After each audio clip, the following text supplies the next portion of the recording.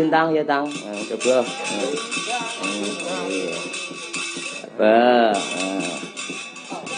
Raihlah cita-citamu setinggi langit maka kamu akan jatuh di antara bintang-bintang. Ora ceklen sik golek urip.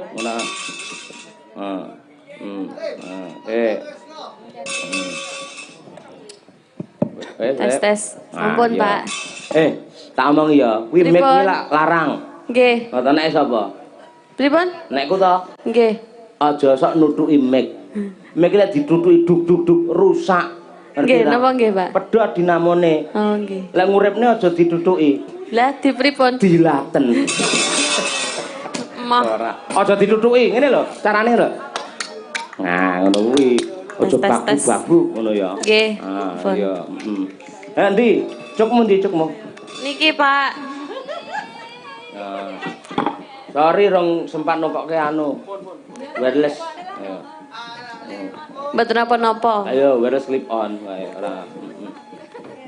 Enak sing nyekelne ra kuwi. Lah nek mboten enten mboten saged no. Ora iso. Kaya aku ngene ora iso. Oh iya, matur nuwun kok elekne nak ayo bintang tamune, ayo nyekelne mic. Nah, karo latihan, ayo.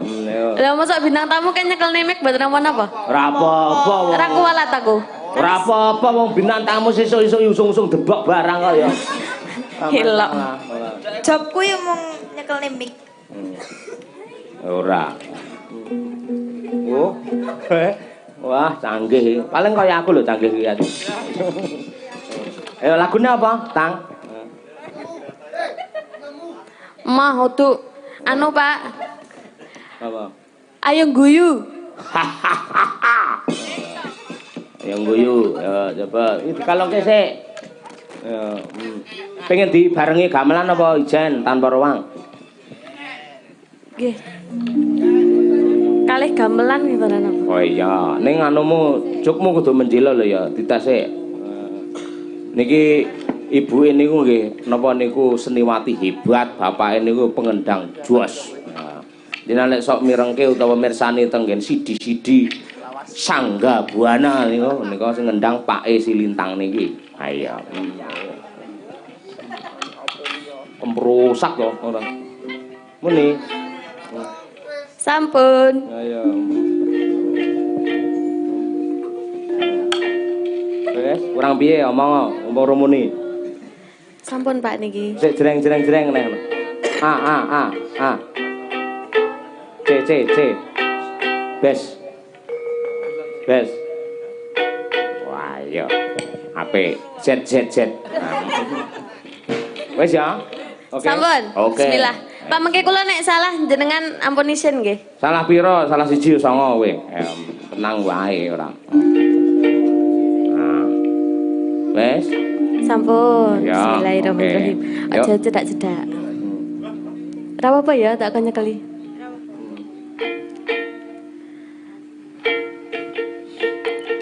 Manuk sriti ya Mas mabur ning sawah.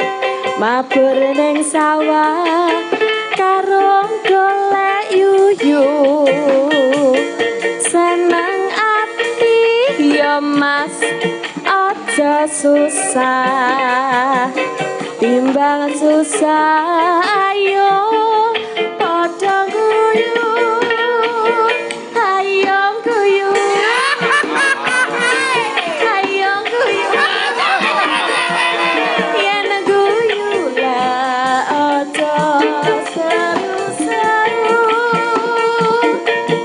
ayo guyu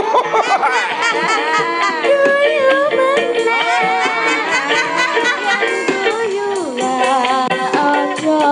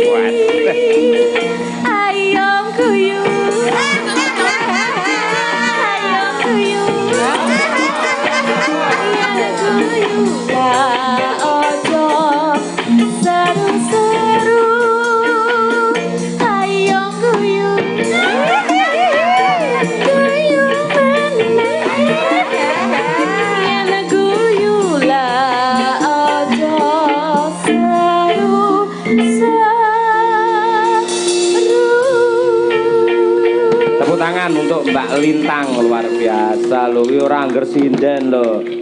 Kowe digowo terus ya Tang ya. Nggih. Nah, nggih Pak. Digowo terus. Kuwi lho. Ben dinten niki dibetol terus. Heeh, pokoke digowo terus, mbok kanggo mbora pokoke digowo. Pak Dalang. Apa? 1000. Ngene iki lek ngetokke lintang aja goro-goro, sekali-kali ya pas limbukan. Penontonnya jek akeh, bocah iki aset. Sesuk kudu ditokke pas limbukan lho ya. Awan sesuk malam. Gamelan tata mening kae jam 4 langsung dhewe takon munggah ora. Apik ta ngono jos ngono berpotensi ya, heeh. Ditongkas aja, ditongkas. Dicucukne kuwi lek nggawa e. Napa nggih? Ora iso. Nggih, jangkrik genggong mawon. Jangkrik genggong. Wah iya, coba kaya apa. Nemune ro ngajar sesuk ya. Iya. Jangkrik genggong. Jangkrik nang bukili. Iya.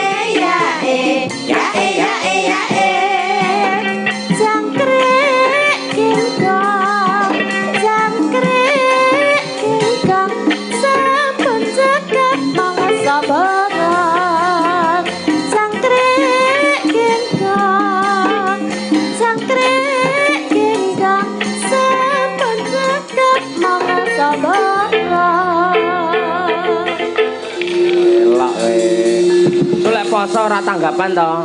Mboten. Cah loro ning prapatan Jambon ya. Nggih. Entuke lumayan apik kuwi. Ha iya, jos wis. Elok, wis ya Nduk ya. Nggih, sampun. Lah kurang engko bar ayak pamungkas ra apa-apa kok neneh. Nggih. Sesuk amen sore metune. Kuwi. Sore jam pinten? Lho, ya limbukan jam 11, jam 12. Oh, ngelimbukan nggih. Heeh, kuwi lek sida lho ya. Nggih, Pak. Nggih, sida tetepan luar biasa. Iki mau Mas Gareng nuwun sewu. Iki malah nawala saka Bapak mantan carik ing Sukorejo menika wonten wujudipun bawa dandang gula nyawiji dipun dawakaken lancaran gambuh menika cakepanipun sampun wonten. Ha nggih. Penake pelok apa slindro Mas Dar iki? Gambuh. Gambuh, iya. Pelok? Nggih. Pelok nggih bawane Mas Taslim dandang gula pelok Mas iki. Wis enek cakepane. Sing nggen mburi iki mbok menawa sing kurang kagungane mugi tansah migunani ngono kuwi iso ben pas sukon wulane utawa guru wilangane. Nah, mburi gambuh dikurke. Ayo iki magepokan karo guyub rukun Sukorejo Nyawiji. Ayo. Monggo Mas Muhammad Taslim. Benjang lamun wis padha nyawiji antara kang padha sulaya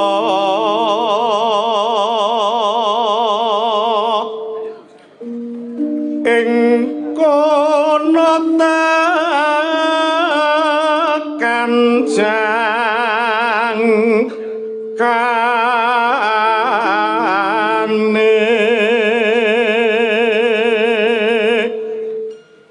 teguh kelawan rahayu ayam ingkang pinanggih sapa sing kepanggihan den anggep sedulur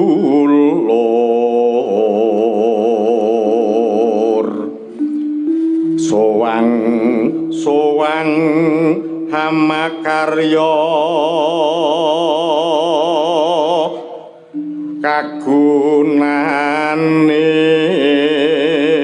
murih tansah migunani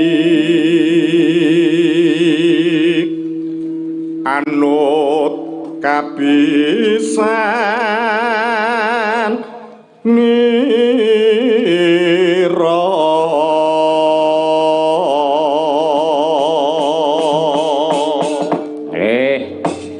kalajengaken gambuhipun monggo. Tapi Mas Dwi saking Bonang Mas nggih, pokoke saleh 6 lah ya dadi. Ayo. Nyilih kae lho. Lho manem rajil 6. Wis ben kono sing luwih pinter kok malah kok dikte ora. Ya Mas.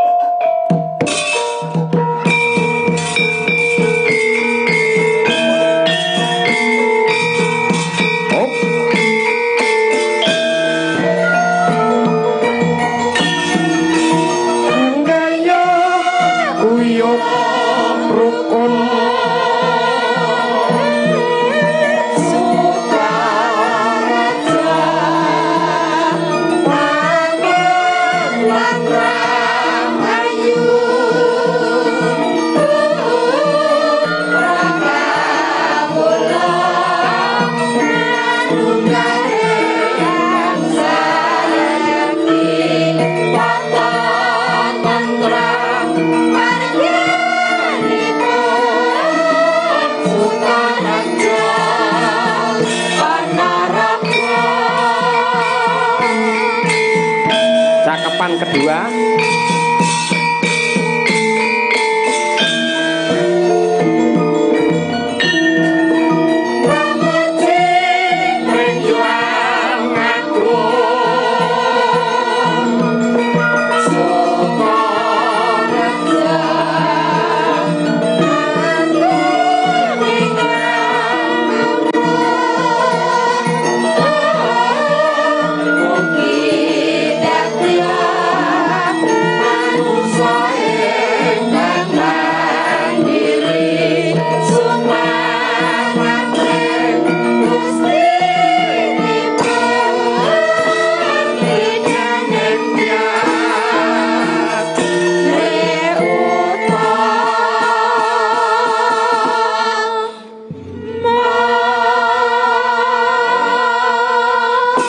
mesti kudu eling sajroning urip tansah kudu eling aja dimuga eling lambe uripe ati sira mesti katawa tingkah laku sing sarwa prasaja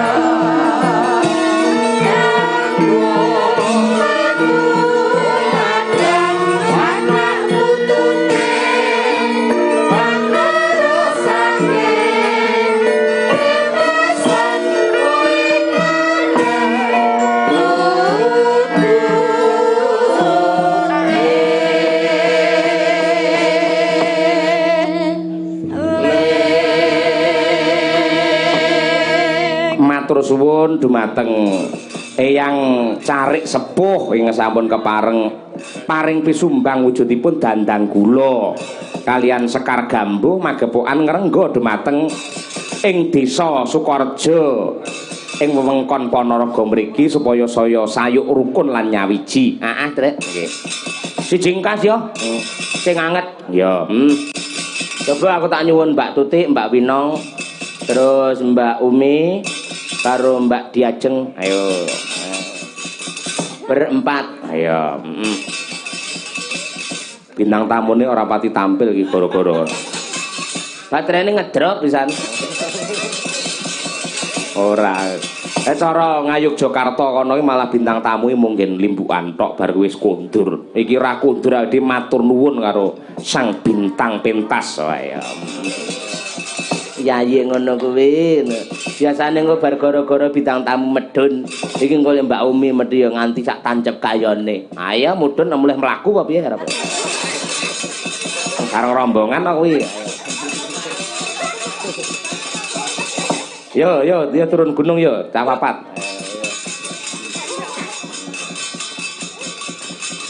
Loro ati pira ka lho, Tik? Ayo, Tik. Loro ati 2. Oh. Ayo, kok. Wah, kian sindene tepak tepabeh. Ya umum pokoke, ayo. Ayo. Oke, maneman iki, ayo. Hah? Oh iya, maju, mundur. Ayo, di jogete cara anu engko sing pas nembang maju ning ngarep, engko terus jogete piye dadi leader ditirokne mburine. Ayo. Apa, Loro Ati 2 oleh Siden Madangkara. Indonesia merdeka, Madangkara tetap jaya. Wah, ayo.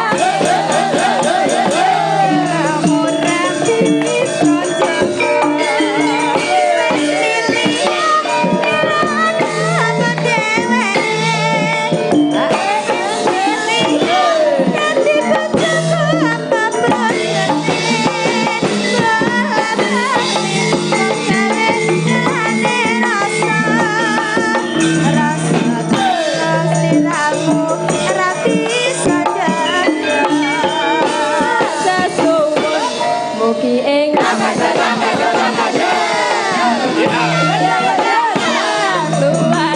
tansah sumanding adem pangadep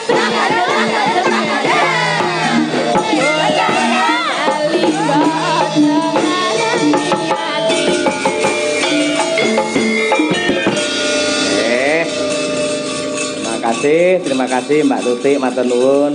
Mbak Diajeng Chandra Mulya, matur nuwun. Ayo ora ngira Mbak Diajeng saiki wis semono ya. Ayo. Nang jaman SMK iki lah. Toprakan karo aku dhewe tak gandrung. Ayo. Kono ora gagas aku kedanan tenan malan ayo. Saiki wis semono. Ayo. Winong ya ngono, ndek men lemu kaya ngono barang saya trincing dadi lan ayune. Ayo.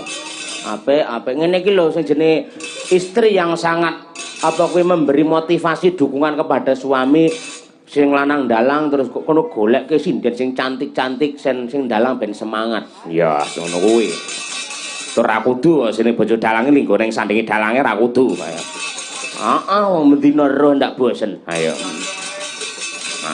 Yo hari palungguhan iki wis jam 3 punjul ayo. Mbatutne gelaring cerita. Pancen yen awake dhewe nggih menyura pancen sithik.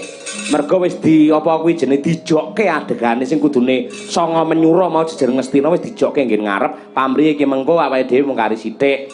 Mergo yen dawa-dawa sok-sok iki musra tanpa guna mergo bar gara-gara ki sing nonton biasane mung kari sithik ngono. Iya. Ning iki gali lakon yang ibarate pertanyaan jawabane neng kene. Pamundhute panitia karo Pak Lurah ya kuwi Wahyu Tunggul Naga. Ya. Selamat sukses untuk Desa Sukorejo. Semoga tetap panjang punjung pasir pukir gemari Pahlo Jinawi. Masyarakate sukses mulya wibawa tentrem lan rahayu.